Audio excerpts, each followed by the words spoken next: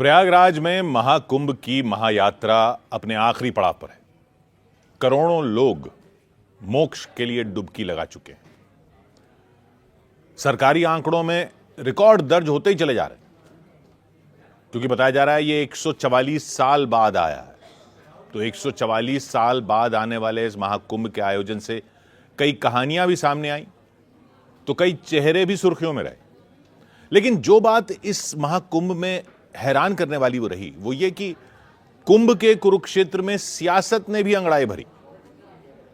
साधु संतों से शुरू हुआ समागम सियासत के आरोपों तक पहुंच गया, और इसकी सबसे पहली वजह रही वो एक भगदड़ जिसने आयोजन पर, प्रशासन पर, विपक्ष को हमले का मौका भी दे दिया।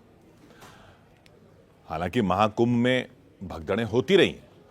1954 से लेकर अब तक, यानी 2025 तक कई बार भगदड़ जैसे हादसे हो चुके हैं।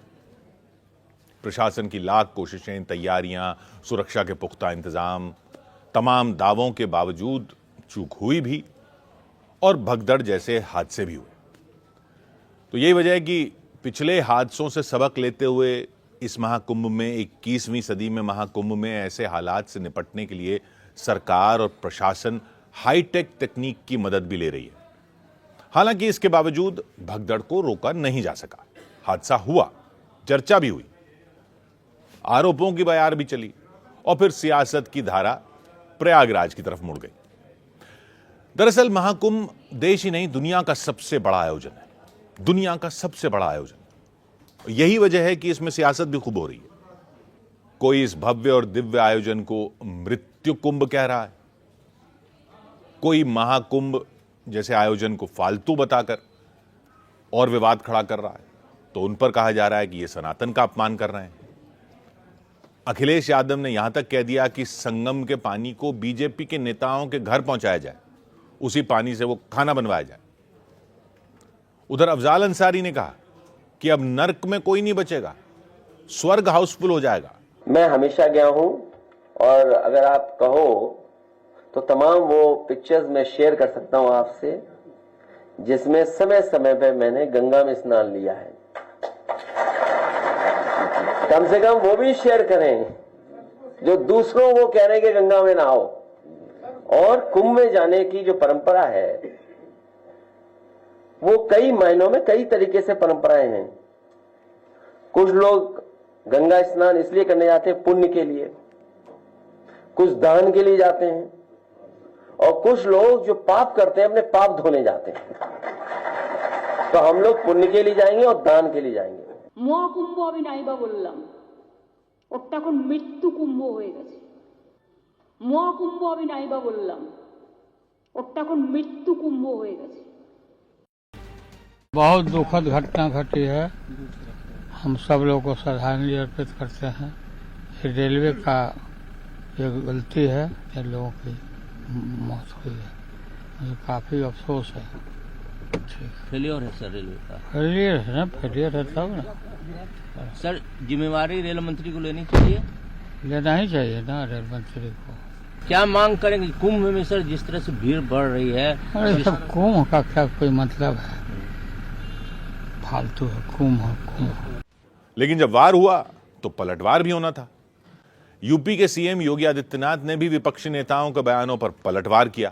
देख रहे होंगे समाजवादी पार्टी के अध्यक्ष का, पूर्व मुख्यमंत्री का बयान महाकुंभ को लेकर के, जब पूरा देश और पूरी दुनिया प्रयागराज की धरती की ओर आकर्षित हो रही है, तब ये रोज महाकुंभ के बारे में दुष्प्रचार करते हैं। रोज दुष्प्रचार करते हैं, यानी दुष्प्रचार करके भारत की आस्था के साथ खिलवाड़ करते हैं, आपकी आस्था के साथ खिलवाड़ करते हैं।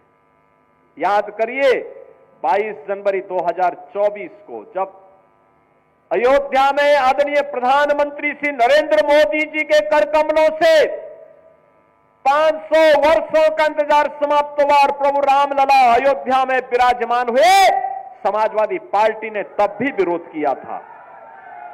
समाजवादी पार्टी ने तब भी विरोध करके आपकी आस्था के साथ खिलवाड़ किया था। और इनके एक और सहयोगी उससे भी 2 कदम आगे आकर के कहती हैं कि महाकुंभ मृत्यु कुंभ में बदल गया है। ये क्या है? ये क्या है? मल्लिकार्जुन खड़गे कांग्रेस के नेता अध्यक्ष कहते हैं कुंभ भगदड़ में हजारों लोग मारे गए,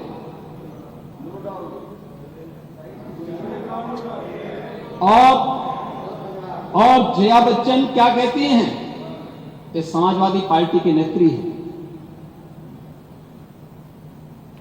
इस देश में अभी सबसे बड़ा मुद्दा महाकुंभ भगदड़ की घटना है। उन मृतकों की सही संख्या बतानी चाहिए और जनता को सफाई देनी चाहिए। उन्होंने आगे क्या बात कही? उन्होंने कहा व्यवस्थाएं आम आदमी के लिए नहीं बल्कि वीआईपी के लिए थी। शवों को गंगा में बहा दिया गया, इससे पानी प्रदूषित हुआ है। यही पानी लोगों तक पहुंच रहा है और ये इस प्रकार के गैर जिम्मेदाराना बयान समाजवादी पार्टी, कांग्रेस, आरजेडी और टीएमसी के नेताओं के द्वारा सनातन धर्म के जुड़े हुए सबसे बड़े आयोजन के प्रति दिए गए। तो कुल मिलाकर महाकुंभ के अमृत में सियासत घोलने की कोशिश की गई। नेताओं की अपनी जबान रही और महाकुंभ पर बहने वाली सियासत की धारा में सभी ने डुबकी लगाई। लेकिन अब सवाल यह उठता है कि क्या यह जरूरी था? इसकी क्या जरूरत थी?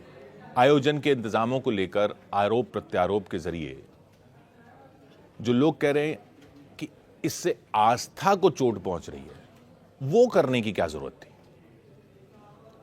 संतों का मानना है कि नेताओं की बदजुबानी से सनातन की आत्मा आहत हुई है। श्रद्धालु पवित्रता के भाव से दुनिया के सबसे बड़े आयोजन महाकुंभ में पहुंचते हैं, आस्था की डुबकी लगाते हैं, पूजा पाठ करते हैं। श्रद्धालुओं के साथ देश के प्रधान और बड़े बड़े नेता, अभिनेता महाकुंभ में स्नान कर चुके हैं। लेकिन अमृत स्नान वाले स्थान को मृत्यु कुंभ क्यों कहा गया, यह सवाल उठाया जा रहा है कि भाई ये आस्था का अपमान नहीं है तो क्या है?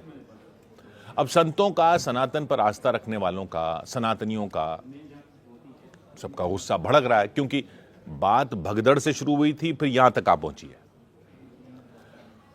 तो आजादी के बाद से अब तक कब कब और कहां कहां महाकुंभ का आयोजन हुआ और कब कब भगदड़ें हुई, यह भी देख लीजिए।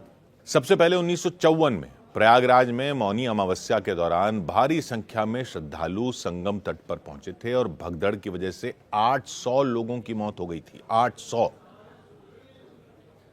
हरिद्वार कुंभ मेले में भगदड़ मची थी, उसके बाद 200 लोगों की जान चली गई थी। 2003 में नासिक कुंभ में भी हुआ था हादसा। 2013 में प्रयागराज रेलवे स्टेशन पर भगदड़ मची थी, तब 42 लोगों की जान चली गई थी। इसके बाद इस बार 2025 के महाकुंभ में मौनी अमावस्या के स्नान के दौरान भगदड़ मची और सरकार ने बताया कि 30 लोगों की मौत हो गई। इसके अलावा महाकुंभ में कई जगहों पर अग्निकांड की खबरें भी आ चुकी हैं। लेकिन इस सब के बावजूद महाकुंभ में आस्था का सैलाब उमड़ रहा है, उमड़े ही जा रहा है। 50 करोड़ से ज्यादा श्रद्धालु डुबकी लगा चुके हैं, ऐसा प्रशासन बता रहा है। तो क्या ये जो लोग आ रहे हैं, जो ये आस्था का सैलाब आ रहा है, इस आस्था के सैलाब को सनातन पर दागी गई सियासत की गोली का जवाब माना जाए?